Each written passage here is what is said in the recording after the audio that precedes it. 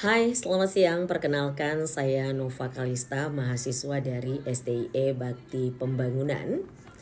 Saya akan mempresentasikan mata kuliah perekonomian Indonesia dengan dosen Irma Maria Dulame SEMM.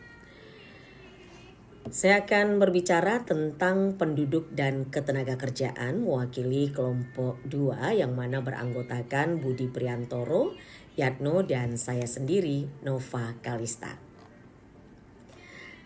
Teman-teman, kita tahu Indonesia itu adalah negara yang besar, sangat besar.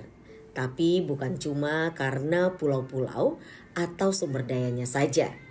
Yang paling besar adalah jumlah penduduknya. Tapi apakah semua penduduk ini sudah jadi tenaga kerja produktif? Di mata kuliah perekonomian ini kita belajar bahwa penduduk ini bisa jadi bonus demografi asal usia produktifnya kerja. Tapi sayangnya banyak juga yang menganggur atau kerja di sektor informal tanpa jaminan. Baik, di rangkuman kali ini di bab ketiga tentang penduduk dan ketenagakerjaan kita akan mengupas hal ini. Teman-teman, kita awali dengan dinamika sosial dan perekonomian. Indonesia bukan hanya kaya akan sumber daya alam, tetapi juga memiliki sumber daya manusia yang sangat besar.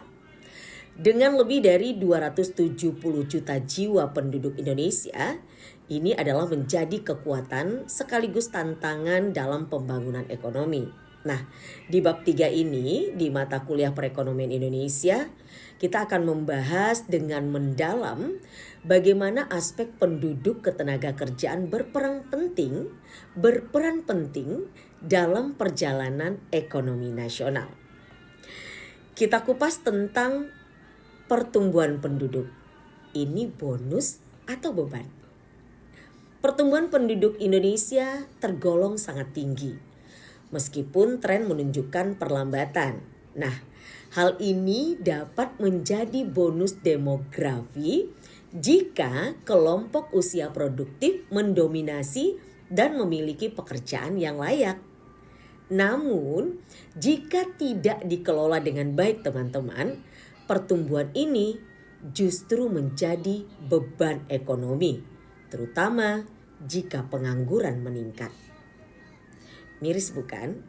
Nah, seperti apa dia menjadi bonus demografi?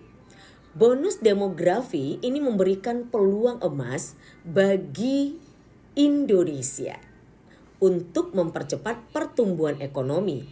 Tetapi kunci keberhasilan itu ada pada kualitas sumber daya manusianya. Ada pada pendidikan, keterampilan, dan kesehatan. Ini adalah menjadi syarat mutlak. Nah, kalau kita lihat struktur penduduknya dari tua ke muda, komposisi penduduk Indonesia itu didominasi oleh usia produktif antara 15 hingga 64 tahun. Yang berarti ini teman-teman, ada potensi tenaga kerja yang sangat besar. Namun tantangannya adalah menciptakan lapangan kerja yang sebanding dengan pertumbuhan angkatan kerja baru setiap tahunnya. Terus apa dong yang jadi masalah? Masalahnya ada pada lapangan dan keterampilan. Tingkat pengangguran di Indonesia itu masih menjadi pekerjaan rumah yang besar, terutama di kalangan lulusan muda. Masalahnya ini teman-teman, bukan sekedar jumlah pekerjaan, tetapi juga kecocokan keterampilan dengan kebutuhan industri. Banyak lulusan tidak siap masuk dunia kerja karena kurangnya pelatihan dan pengalaman. Selain itu, sektor informal ini juga masih mendominasi ketenagakerjaan di Indonesia. Meskipun menyerap banyak tenaga kerja, sektor ini umumnya memiliki produktivitas rendah dan tidak menjamin keamanan kerja. Dan selanjutnya, apa sih solusi dari pemerintah? Pemerintah Indonesia telah meluncurkan berbagai program untuk menanggulangi masalah ketenagakerjaan. Di antaranya adalah pelatihan vokasi, kemudian kita tahu adanya program Kartu Prakerja, dan baru-baru ini nih yang lagi heboh-hebohnya ada reformasi kebijakan ketenagakerjaan melalui Undang-Undang Cipta Kerja. Tujuannya tak lain dan tak bukan adalah ini untuk meningkatkan daya saing tenaga kerja Indonesia di era global, di era sekarang, dan di era digital ini. Namun teman-teman, kebijakan saja itu tidak cukup. Perlu sinergi antara dunia pendidikan, industri, dan masyarakat untuk menciptakan ekosistem ketenagakerjaan yang sehat, inklusif, dan berkelanjutan. Nah, teman-teman, jadi pertanyaannya sekarang adalah, siap nggak sih kita manfaatin bonus demografi ini? Atau malah ini bisa jadi beban karena nggak dapat kerja?